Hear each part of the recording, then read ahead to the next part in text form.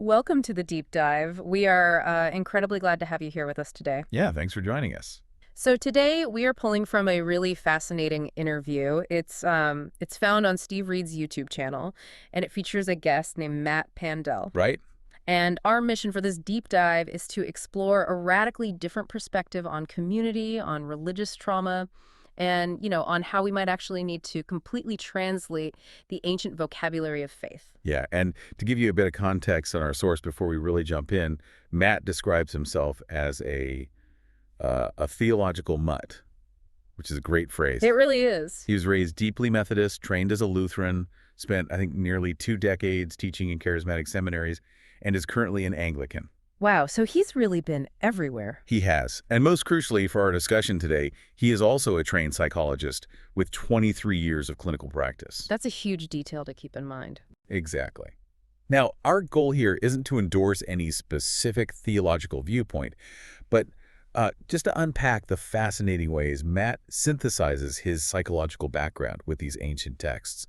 He reimagines concepts that so many of us just take for granted. Okay, let's unpack this. Usually when we talk about a medical diagnosis, there's this expectation of precision. Like it's almost like engineering. Right, very mechanical. Yeah, you break your arm, the doctor throws you in an X-ray machine, points at that jagged white line on the film and just says, "There it is." It's a totally binary system. I mean, the That's bone is broken or it's intact. You have the virus or you don't. Exactly. And there is something deeply comforting about that because, well, we like things to be visible. We like clear categories. We want to know exactly where we stand. Right. But then you step into the world of human belief or navigating trauma or personal healing, and suddenly that X-ray machine is completely useless. Mm. We're looking at a landscape of the human heart that is just incredibly murky. It's messy, very messy.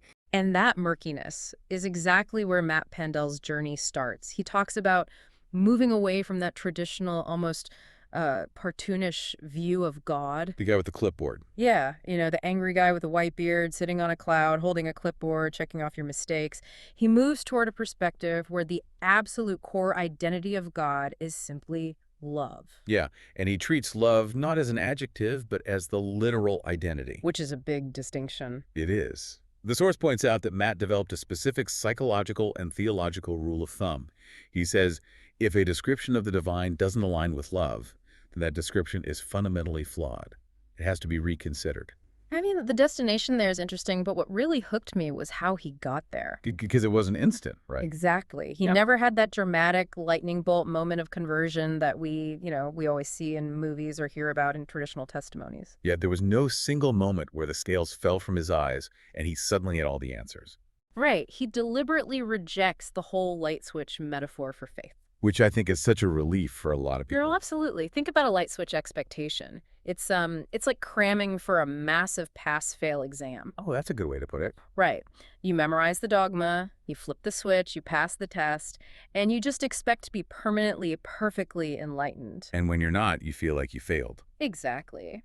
But Matt compares his evolving belief system to standing in a room with a dimmer switch.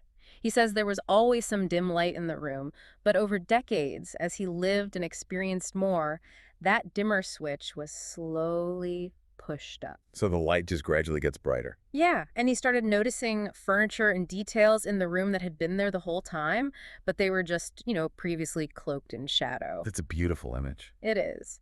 But I want to explore the mechanics of this with you. From a psychological standpoint, how does that slow illumination actually change a person's worldview compared to the instant switch? Well, it fundamentally builds cognitive resilience. Okay, how so? When you are cramming for an exam, like you said, your entire belief system is fragile. One piece of contradictory information. Like a difficult question you didn't study for. Exactly. One difficult question can shatter the illusion of your perfect knowledge, and the light switch just flips back to pitch black. You fail the test. Wow.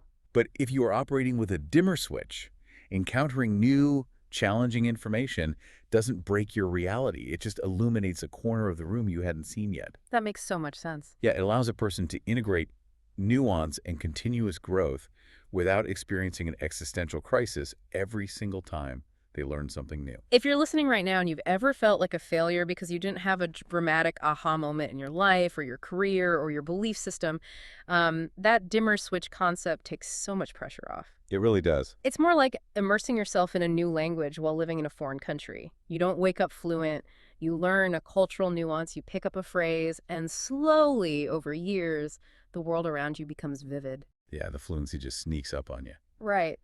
And when you start viewing the world through that slowly brightening room, your external actions naturally have to shift. Which brings us to how Matt completely redefines the concept of giving. Yeah, because when love is the foundational identity, giving becomes so much broader than just, putting money in a collection plate. Right. It's not just financial. No, not at all. Mm, Matt uses the term altruism. He defines it as making a way for someone else or giving someone a voice, especially when you have zero personal incentive to do so. okay. But he takes this a step further by challenging a very deeply ingrained modern survival tactic. Oh, the airplane oxygen mask rule. That's the one. We hear it from life coaches, therapists, flight attendants, literally everyone. Secure your own mask before assisting others. Right. But Matt argues that true altruistic giving operates on the exact opposite assumption. The opposite. Yeah, he says that the premise of a healthy community is that if everyone is deeply committed to caring for the person next to them, then everyone gets a mask, including you. You aren't frantically scrambling to secure your own survival first because you trust that your neighbor is already catching you. Okay, wait. Let me stop you right there because I am really struggling with this. Fair enough. Here's where it gets really interesting. Because I understand the idealism, but giving up your oxygen mask in a depressurizing cabin just sounds like a terrible survival strategy. That does sound dangerous. Right. We don't live in a utopian society. We live in a world with a lot of bad actors. If someone is listening to this and they have a history of being taken advantage of, how on earth do they practice this profound vulnerability without just becoming a doormat for the very systems that abused them in the past? What's fascinating here is that that is the exact psychological friction the source material addresses, because weaponized altruism is incredibly common. Weaponized altruism. Yes. The interview dives into how manipulative systems use bumper sticker theology, phrases like, you can't outgive God. Ugh, yeah, I've heard that one. They use it to essentially bankrupt vulnerable people emotionally and financially. And when your own altruism is used as a weapon against you, your nervous system interprets that as a severe threat. You don't just politely disagree with the theology. Your brain triggers a biological defense mechanism, Fight or flight. mostly flight. You hit the off switch, you isolate entirely to ensure nobody can ever access your oxygen mask again. So the isolation isn't just a choice, it's a biological protective measure. Precisely. Trauma tells your brain that isolation equals safety. And Matt acknowledges that in the short term, stepping back to regulate your nervous system is absolutely You necessary. have to get safe. Right. But here is the paradox. The long-term solution to trauma is never permanent isolation. As a clinical psychologist for over 2 decades, Matt states plainly that he has never seen a single person heal alone. Let's really pause on that. 0 people in 23 years of practice. Not one. We really need to look at why our biology refuses to let us recover in isolation. It comes down to nervous system co-regulation. We are social primates.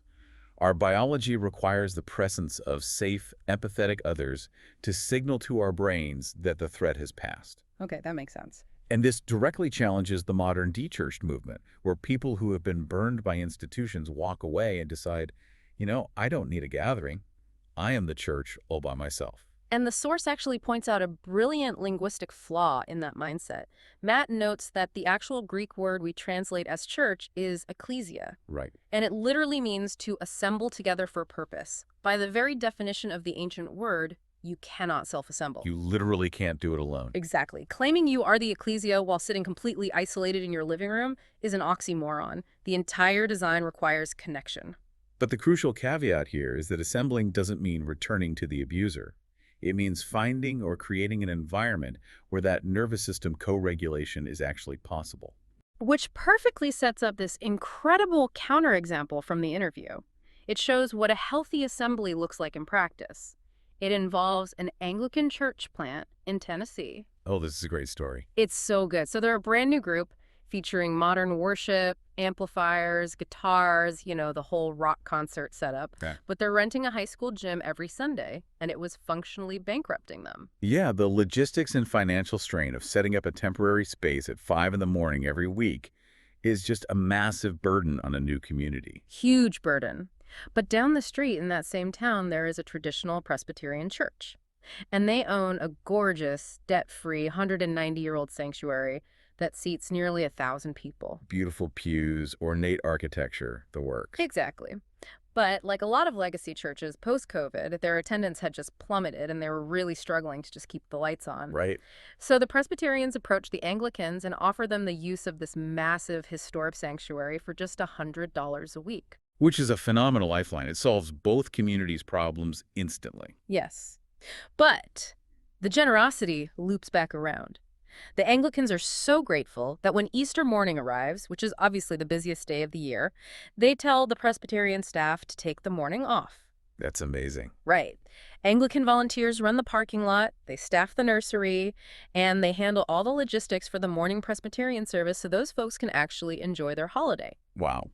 And then, for the evening Anglican service, 50 Presbyterian volunteers show up to return the favor. Instead of fighting over territory or theology, they just share the load. If we connect this to the bigger picture, they share the nervous system regulation of the entire community. I love that phrase. Yeah, Matt calls this the one vine, lots of branches mentality. It structurally dismantles the tribalism that usually defines these groups. Because they're working together. Exactly.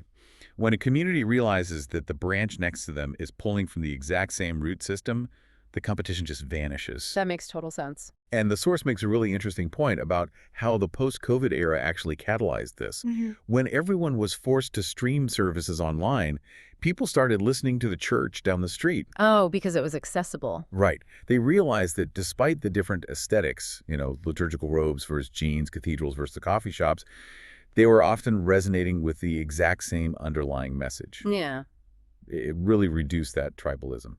Speaking of streaming online, I do have a question about the boundaries of this assembly, this ecclesia, because Matt mentions that he plays a bit fast and loose with what a gathering means. He does, yeah. So if someone listening to us right now is just too deeply traumatized to physically walk through the doors of a building, does a digital gathering, like a Zoom call or a dedicated online forum, genuinely count as community? According to Matt's psychological framework, absolutely. Real. Yeah. The defining metric of ecclesia isn't the physical real estate. It's the shared vulnerability and the mutual pursuit of healing. A digital space can provide the exact buffer of safety someone needs to begin trusting again without triggering their fight-or-flight response. Okay, but if people are going to re-engage with a community, whether it's physical or digital, they are going to run into a major hurdle. The language. Yes, the vocabulary of faith is completely loaded with trauma. To heal, you have to rethink the very words that were previously used to judge you. It's so true. And this might be the most fascinating part of the entire deep dive, Matt's linguistic breakdown of ancient biblical terms. He basically argues that we have to throw out the legal dictionary we've been using and replace it with a medical dictionary. This raises an important question, though, because it is a monumental cognitive shift. For centuries, Western culture has framed theology almost exclusively through a legal and penal lens. Crime and punishment. Exactly. The underlying assumption is always, you broke the law, a judge is angry, and a penalty must be paid. Okay, let's apply Matt's medical dictionary to this. Take the word forgiveness. Mhm. In a legal framework, we think of a judge banging a gavel and clearing a debt. But Matt explains that the literal Greek translation is to send away from. Right. He uses this amazing analogy of casting a fishing line. You put a heavy weight on the end and you cast it as far out into the deep water as possible. Forgiveness isn't about a judge demanding a penalty. It's about putting massive distance between you and the sickness that is harming you. That completely changes the emotional weight of the concept, and it flows directly into his analysis of the words saved, which in Greek is sozo. This blew my mind. Matt points out that in extra-biblical Greek literature, like if you're reading Plato or Homer, sozo is primarily utilized as a medical term. Yeah. It means to heal, or specifically to set a dislocated bone. So in this framework, sin isn't a crime requiring a punitive judge. Sin is a sickness requiring a great physician. Think about how that alters a person's psychological approach to their own failures. If you believe you are a criminal, you hide from the authorities. You cover your tracks. Right, you cover up your mistakes.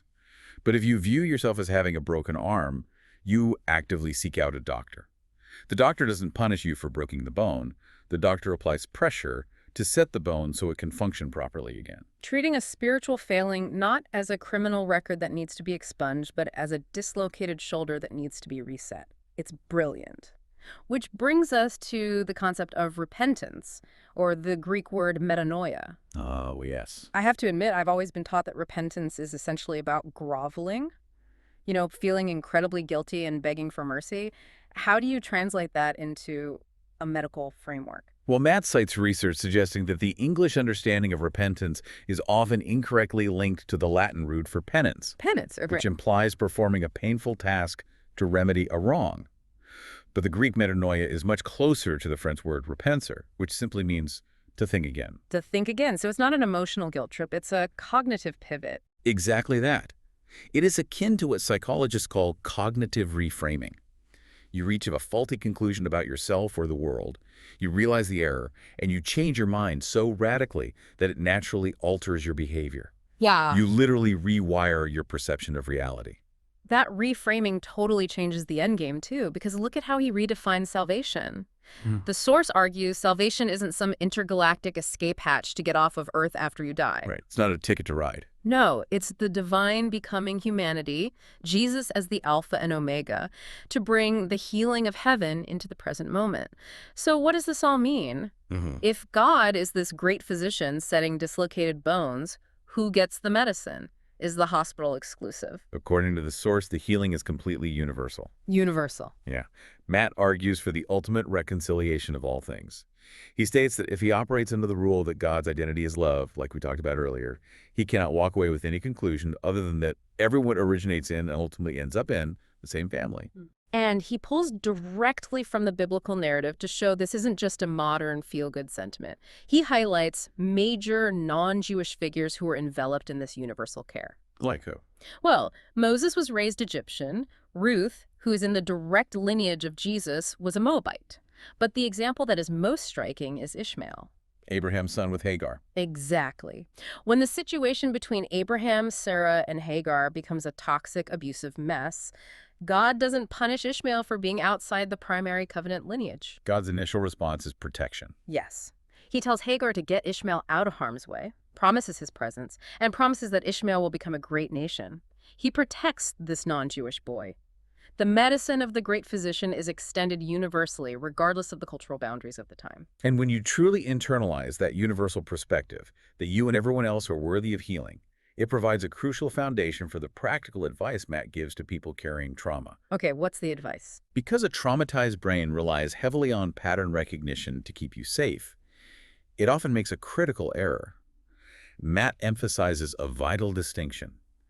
You must not mistake the environment for the abuse. I found the analogy Matt uses from the source to explain this incredibly helpful. He says, imagine someone goes through a terrible, abusive marriage that ends in a painful divorce. Right. In the short term, it makes complete sense that they would say, I am never getting married again. The entire institution of marriage is a scam. Totally understandable. But eventually, to heal, you have to realize that the abstract concept of marriage wasn't the problem. The specific person and their abusive behavior within that environment was the problem. Yeah, it's what psychologists call misattribution. We attribute the cause of our pain to the setting, the building, the denomination, the structure of a relationship, rather than the perpetrator whose specific actions caused the harm. Because we've all seen beautiful, life-giving marriages, and we've all seen absolute train wreck marriages. The environment isn't the variable, the behavior is. Matt argues that if you abandon the concept of community forever because you encountered a toxic church leader, it's like swearing off all human relationships because you had one bad one. Which is a tragic way to live. It is. You can find incredible, healthy leaders, and you can find terrible, abusive leaders in every single setting. High church cathedrals with pipe organs, mid-grade suburban megachurches, or tiny house churches meeting in a living room. You have to actively work to isolate the behavior from the environment to allow yourself to ever trust a group again. And it requires an immense amount of courage to practice that metanoia, to think again about an environment that once hurt you, and to entertain the possibility that a healthy version of it might actually exist. Let's bring all these threads together because we've covered incredible ground today. We really have. We started by trading the anxiety of a light switch faith for the resilience of a dimmer switch, letting our eyes slowly adjust to a God defined entirely by love. We explored how true altruism, giving up your oxygen mask, is only possible in a trusted community because, as the biology of trauma shows us, nobody heals alone. 0 people in 23 years. Exactly. Then we walked through a complete rewiring of our vocabulary, leaving the legal courtroom for a medical hospital, where words like forgiveness mean casting away the sickness, and sozo means setting the bone. Which is just a huge paradigm shift. Huge. And finally, we landed on the promise of universal reconciliation and the challenge to not let a past perpetrator rob you of a future community. For you listening right now, this is a perfect moment to do a little internal inventory. Where in your own life might you be operating with an exhausted on-off switch mentality? That's a great question. Maybe it's in how you view your spiritual life, maybe it's the pressure you put on your relationships, or even just how you approach learning new skills. What would happen to your nervous system if you gave yourself the grace of a dimmer switch instead, allowing the light to slowly reveal the room over time, rather than demanding immediate, perfect certainty? Such a vital question to ask ourselves. Now, if you want to explore Matt Pandel's psychological frameworks, his writings, or his counseling work, you can find all of his resources consolidated at his link tree, which is linktr.ee/Pandel. Pandel, that's Dr. Pandel, all one word. Highly recommend checking his stuff out. Definitely. Before we wrap up, I want to leave you with one final thought to mull over today. Think back to that incredible medical translation of the word repent. Not as a demand for penance, but as repenser, the invitation to think again. Mhm. If the very words historically used to define our deepest spiritual failings are actually ancient invitations to change our minds and heal our dislocations, heal our dislocations, what other deeply held assumptions in your life, the things you see as solid, jagged white lines on an X-ray, are just waiting for a better translation? Something to really think about. Thanks for joining us on this deep dive. Keep the dimmer switch on, and we'll catch you next time.